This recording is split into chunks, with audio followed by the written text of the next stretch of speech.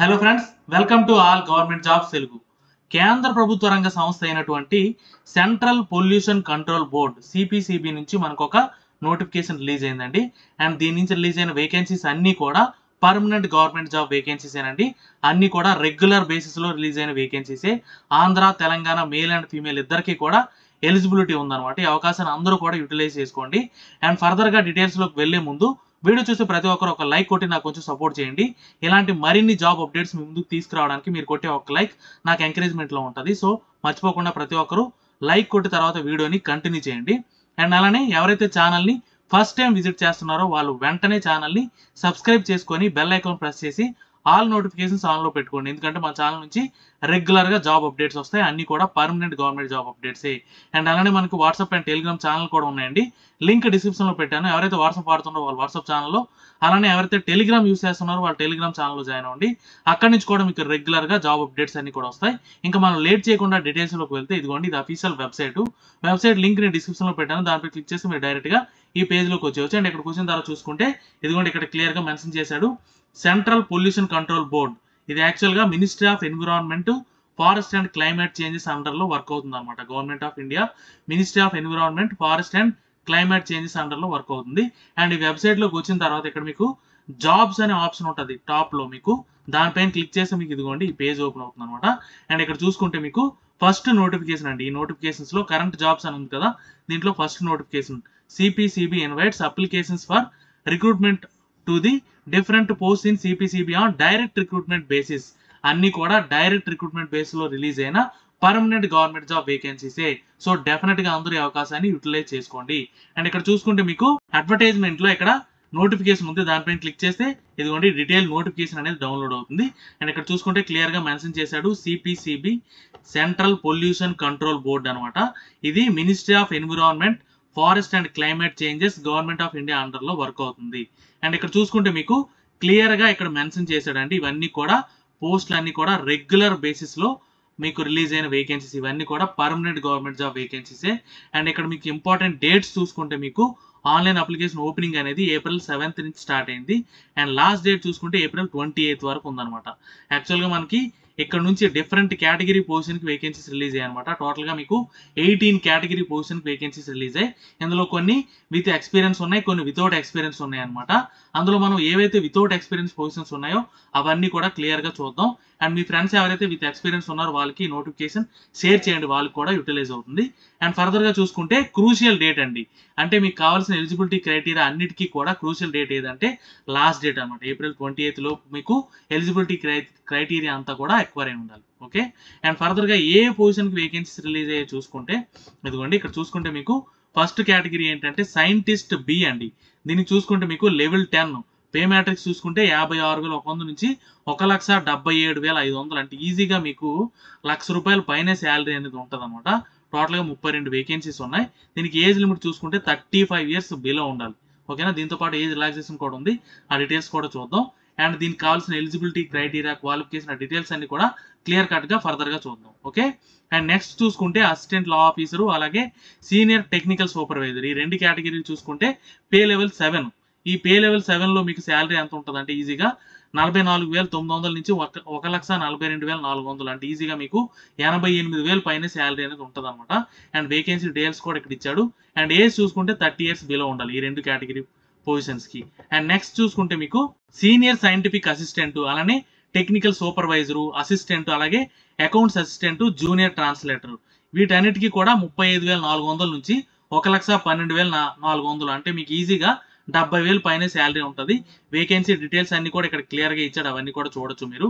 And age చూసుకుంటే 30 years below ఉండాలి ఈ పోస్టులు అన్నిటికీ కూడా. ఓకేనా. అండ్ నెక్స్ట్ కేటగిరీ పోస్ట్స్ చూసుకుంటే మీకు ఇదిగోండి, ఇక్కడ ఇంకొన్ని కేటగిరీస్ ఉన్నాయి. సీనియర్ డ్రాఫ్ట్స్ మ్యాన్, ఇది కూడా పే లెవెల్ 6 అండి, 70,000 పైన శాలరీ ఉంటుంది. దీనికి కూడా ఒక వేకెన్సీ ఉంది. అండ్ ఏజ్ చూసుకుంటే 30 years బిలో ఉండాలి. అండ్ నెక్స్ట్ కేటగిరీ పొజిషన్స్ చూసుకుంటే ఇక్కడ జూనియర్ టెక్నీషియన్ అండి, జూనియర్ టెక్నీషియన్, అలాగే senior laboratory assistant, upper division clerk, data entry operator grade 2, stenographer grade 2, ఈ కేటగిరీస్ అన్నిటికీ చూసుకుంటే లెవెల్ 4 అండి. మీకు ఈజీగా 50,000 పైన శాలరీ అనేది ఉంటుంది. అండ్ ఏజ్ చూసుకుంటే 18 to 27 years మధ్యలో ఉండాలన్నమాట. ఓకేనా. ఏజ్ రిలాక్సేషన్ కూడా ఉంది, ఆ డీటెయిల్స్ కూడా ఫర్దర్గా చూద్దాం. ఇంకా మిగిలిన కేటగిరీ పొజిషన్స్ ఉన్నాయి, వాటికి చూసుకుంటే మీకు జూనియర్ ల్యాబొరేటరీ అసిస్టెంట్, లో డివిజన్ క్లర్క్, అలాగే field attendant, multi tasking staff, వీటికి చూసుకుంటే మీకు పే లెవెల్ 2 19,900 నుంచి 63,200, అంటే ఈజీగా 40,000 పైన శాలరీ ఉంటుంది. వీటికి కూడా మీకు 18 to 27 ఇయర్స్ మధ్యలో ఉండాలి ఏజ్ అనేది, ఓకేనా. అండ్ ఫర్దర్గా ఏజ్ రిలాక్సేషన్ అండ్ అలానే క్వాలిఫికేషన్ డీటెయిల్స్ ఇవన్నీ కూడా డీటెయిల్గా చూద్దాం. అండ్ ఫర్దర్గా చూసుకుంటే ఏజ్ రిలాక్సేషన్ అండి, ఆల్రెడీ మనం పోస్ట్ వైజ్ ఏజ్ క్రైటీరియా అంతా కూడా చూసుకున్నాం కదా. అండ్ ఇక్కడ ఏజ్ రిలాక్సేషన్ చూసుకుంటే అన్ని గవర్నమెంట్ సర్వీస్కి ఇచ్చినట్టే ఇచ్చాడండి. ఎస్సీ ఎస్టీకి 5 years, అండ్ అలానే ఓబీసీకి 3 years, దాంతోపాటు పీడబ్ల్యూలో అన్రిజర్వ్డ్ అయితే 10 years, అలానే పీడబ్ల్యూ ఓబీసీ అయితే 13 years, అండ్ అలానే పీడబ్ల్యూ ఎస్సీ ఎస్టీ అయితే 15 years వరకు ఏజ్ రిలాక్సేషన్ ఉంది. అండ్ అలాగే ఎక్స్ సర్వీస్ మ్యాన్కి as per government norms age relaxation అనేది ఉంటుందన్నమాట. అండ్ ఫర్దర్గా క్వాలిఫికేషన్ డీటెయిల్స్ చూసుకుంటే ఇదిగోండి ఎడ్యుకేషన్, క్వాలిఫికేషన్స్ అండ్ ఎక్స్పీరియన్స్ అని ఇచ్చాడు. ఏవైతే నేను మార్క్ చేసానో వేటికి కూడా మీకు ఎక్స్పీరియన్స్ అవసరం లేదనమాట. వితౌట్ ఎక్స్పీరియన్స్ ఉన్న పొజిషన్స్ అన్ని కూడా మార్క్ చేసి పెట్టాను. అండ్ ఇక్కడ చూసుకుంటే సైంటిస్ట్ బి అండి, ఈ సైంటిస్ట్ బి పొజిషన్ చూసుకుంటే ఎసెన్షియల్ క్వాలిఫికేషన్ ఏంటి అంటే బ్యాచులర్ డిగ్రీ ఇన్ ఇంజనీరింగ్ అన్నాడు. అంటే బీటెక్ కానీ బీఈ కానీ ఉంటే మీరు అప్లై చేయొచ్చు. అండ్ అందులో ఏ బ్రాంచెస్కి ఎలిజిబిలిటీ ఉందనేది కూడా ఇక్కడ ఇచ్చాడు. ఇక్కడ చూసుకుంటే ఎన్విరాన్మెంటల్ ఇంజనీరింగ్ ఒకటి, అలాగే సివిల్ ఇంజనీరింగ్, ఇన్స్ట్రుమెంటేషన్, అలాగే chemical engineering, mechanical engineering, artificial intelligence, computer science, అలాగే ఇన్ఫర్మేషన్ టెక్నాలజీ. ఇక్కడ ఇచ్చిన ఈ బ్రాంచెస్ అన్నిటికీ కూడా బీటెక్లో మీకు ఏ బ్రాంచ్లో మీకు బీటెక్ ఉన్నా సరే మీరు ఈ పొజిషన్కి అప్లై చేయొచ్చు. లేదు అనుకుంటే మాస్టర్ డిగ్రీ ఉన్నా సరే మీరు అప్లై చేయొచ్చు. అంటే బీటెక్ కానీ ఎంటెక్ కానీ రెస్పెక్టివ్ బ్రాంచ్లో ఉంటే మీరు అప్లై చేయొచ్చు, ఓకే. అండ్ నెక్స్ట్ చూసుకుంటే అసిస్టెంట్ పొజిషన్ అండి. ఈ అసిస్టెంట్ పొజిషన్ చూసుకుంటే bachelor degree from recognised university or institute అన్నాడు. అంటే ఏదైనా మీకు డిగ్రీ ఉండి దాంతోపాటు మీకు టైపింగ్ స్పీడ్ అండి 35 words per minute English typing speed ఉంటే మీరు అప్లై చేయొచ్చు. దీనికి కూడా ఎటువంటి ఎక్స్పీరియన్స్ ఏమీ అవసరం లేదు. ఈ అసిస్టెంట్ పొజిషన్ కూడా మీకు ఏదైనా డిగ్రీ ఉండి మీకు టైపింగ్ స్పీడ్ ఉంటే మీరు అప్లై చేయొచ్చు, ఓకేనా. అండ్ నెక్స్ట్ చూసుకుంటే అకౌంట్ అసిస్టెంట్ అండి, దీనికి కూడా డిగ్రీ ఉండి 3 years ఎక్స్పీరియన్స్ ఉంటే మీరు అప్లై చేయొచ్చు అనమాట.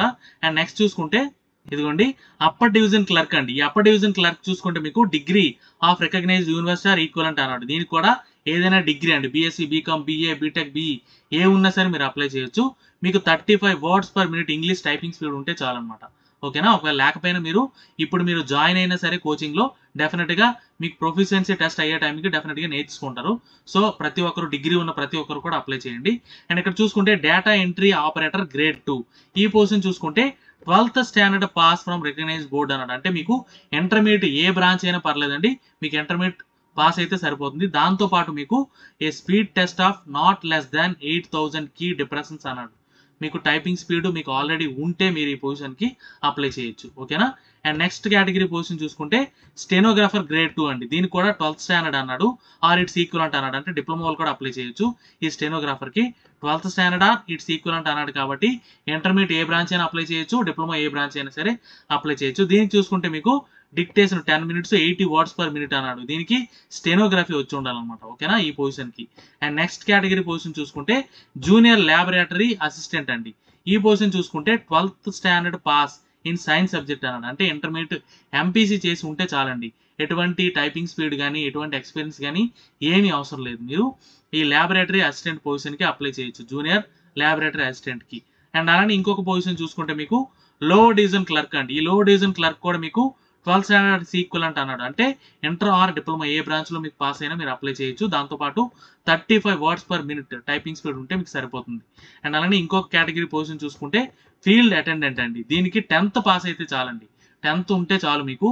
దాంతోపాటు అడిషనల్గా ఏ క్వాలిఫికేషన్ కానీ ఎక్స్పీరియన్స్ కానీ ఎటువంటి సర్టిఫికేట్ కానీ ఏమీ అవసరం లేదు. 10th పాస్ అయిన ప్రతి ఒక్కరు ఈ ఫీల్డ్ అటెండెంట్కి అండ్ అలానే మల్టీ టాస్కింగ్ స్టాఫ్ ఈ 2 పొజిషన్కి 10th పాస్ అయిన ప్రతి ఒక్కరు కూడా అప్లై చేసుకోవచ్చు అనమాట, ఓకేనా. ఏవైతే వితౌట్ ఎక్స్పీరియన్స్ పొజిషన్స్ ఉన్నాయో అవి మాత్రమే నేను ఎక్స్ప్లెయిన్ చేశాను. అండ్ విత్ ఎక్స్పీరియన్స్ ఎవరైనా ఉంటే మిగిలిన పొజిషన్స్ కూడా చెక్ చేయొచ్చు, ఓకే. అండ్ నెక్స్ట్ చూసుకుంటే జనరల్ ఇన్స్ట్రక్షన్స్ అండి. ఇక్కడ అప్లికేషన్ ఫీజు చూసుకుంటే మీకు కొన్ని పోస్టులకి 1000 rupees ఉంది, కొన్ని పోస్టులకి 500 rupees ఉంది అనమాట. ఈ 1000 కూడా ఎగ్జామినేషన్ ఫీజు అలాగే సెషన్ ఫీజు అని చెప్పి డివైడ్ చేసి ఇచ్చాడు. ఇక్కడ మీకు ఫీజు ఎగ్జామ్షన్ ఎవరెవరికి ఉందంటే SC, ST, PWD, ex service men అలాగే ఉమెన్ క్యాండిడేట్స్కి ఎగ్జామ్షన్ ఉంది. బట్ వీళ్ళు సెషన్ ఫీజు పే చేయాలన్నమాట. అంటే కొన్ని పోస్టులకి 250 ఉంది, కొన్ని పోస్టులకి 150 ఉంది సెషన్ ఫీజు అనేది. వీళ్ళకి ఎగ్జామ్స్ ఉన్న వాళ్ళు మాత్రమే ఈ సెషన్ ఫీజు పే చేయాలి. మిగిలిన వాళ్ళందరూ టోటల్గా ఎగ్జామినేషన్ ఫీజు అలాగే సెషన్ ఫీజు రెండు కలిపి కొన్ని పోస్టులకి 1000, కొన్ని పోస్టులకి 500 రూపీస్ పే చేయాలన్నమాట. ఆన్లైన్ అప్లై చేసేటప్పుడు మీకు ఈ డీటెయిల్స్ అన్ని కూడా కనిపిస్తాయి. అండ్ ఫర్దర్గా చూసుకుంటే applications are not required to upload the scanned copies అన్నాడు. అంటే స్కానర్డ్ కాపీస్ మీరు ఏవి అప్లోడ్ చేయాల్సిన అవసరం లేదు. డాక్యుమెంట్ వెరిఫికేషన్ టైంలో మీరు సబ్మిట్ చేస్తే సరిపోతుంది అనమాట. అండ్ ఇంకోటి ఏంటంటే మీకు క్రూషియల్ డేట్ ఆల్రెడీ చెప్పాను కదా, మీకు ఎలిజిబిలిటీ క్రైటీరియా క్రూషియల్ డేట్ ఏది అంటే లాస్ట్ డేట్ అనమాట. అండ్ నెక్స్ట్ చూసుకుంటే అప్లికేషన్ ఒకసారి సబ్మిట్ చేసిన తర్వాత మీరు ఆల్టర్ చేయడానికి అవ్వదు, అంటే మోడిఫై చేయడానికి అవ్వదు. సో అప్లై చేసేటప్పుడే కొంచెం క్లియర్గా చెక్ చేసుకొని అప్లై చేయండి. అండ్ నెక్స్ట్ చూసుకుంటే request for changing of mailing address or email address or phone number ఏది కూడా మీరు తర్వాత చేంజ్ చేయడానికి అవ్వదండి. ఒకవేళ మీరు అప్లై చేసేటప్పుడే అన్ని కూడా క్లియర్గా చెక్ చేసుకొని అప్లై చేయండి. ఎందుకంటే మీకు ఏ రిక్రూట్మెంట్ ప్రాసెస్లో మీరు చేంజ్ చేస్తానంటే చేంజ్ చేయడానికి అవ్వదు. ఓకేనా. అండ్ నెక్స్ట్ ఇక్కడ చూసుకుంటే మీకు సైంటిస్ట్ బి పొజిషన్ ఉంది కదా, దానికి వెయిటేజ్ కూడా ఇక్కడ క్లియర్గా మెన్షన్ చేశాడండి. మీరు రాసే రిటర్న్ ఎగ్జామ్కి 85% అండ్ ఇంటర్వ్యూకి 15% వెయిటేజ్ అనేది ఉంటుంది అనమాట.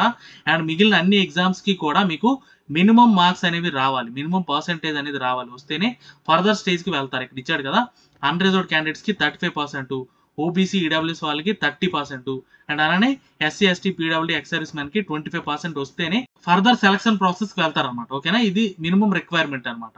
ఓకే, ఇవన్నీ డీటెయిల్స్. ఏమైనా డౌట్స్ ఉంటే కమెంట్ చేయండి, డెఫినెట్ గా క్లారిఫై చేస్తాను.